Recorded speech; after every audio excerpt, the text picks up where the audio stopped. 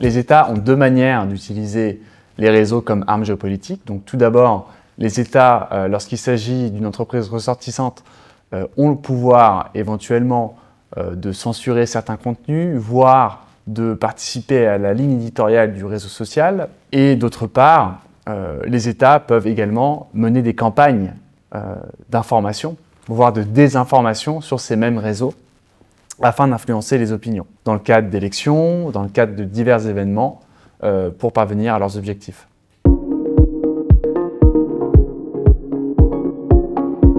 S'agissant des campagnes de désinformation, on peut prendre le cas de la Russie. Le cas de la Russie, il est typique, sachant que c'est l'État aussi le plus actif en termes de campagnes de désinformation ces dernières années.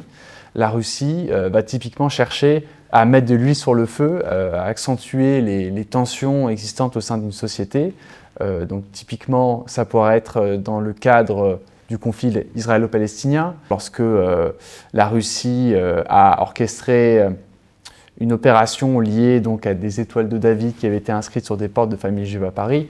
On sait que non seulement ça a probablement été orchestré par les Russes, mais que d'autre part, la campagne en ligne également était alimentée par des fermes de trolls, ce qu'on appelle les fermes de trolls russes. Donc ce sont vraiment des établissements dans lesquels les agents de la Russie vont alimenter des faux comptes qui vont créer de la viralité sur les réseaux.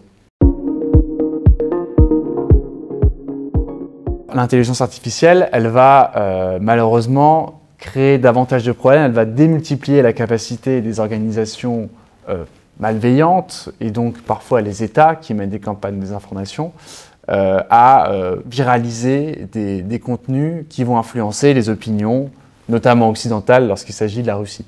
Et donc il va falloir faire très attention en fait à ce qui a été produit par les IA et ce qui n'a pas été produit par les IA. Ça, c'est les débats qu'on va avoir à l'heure actuelle, mais également donc à la capacité des réseaux à évacuer des contenus qu'on qualifie de deepfake et qui typiquement pourraient être diffamants ou pourraient également continuer à exacerber les tensions dans le cadre d'un débat politique, etc.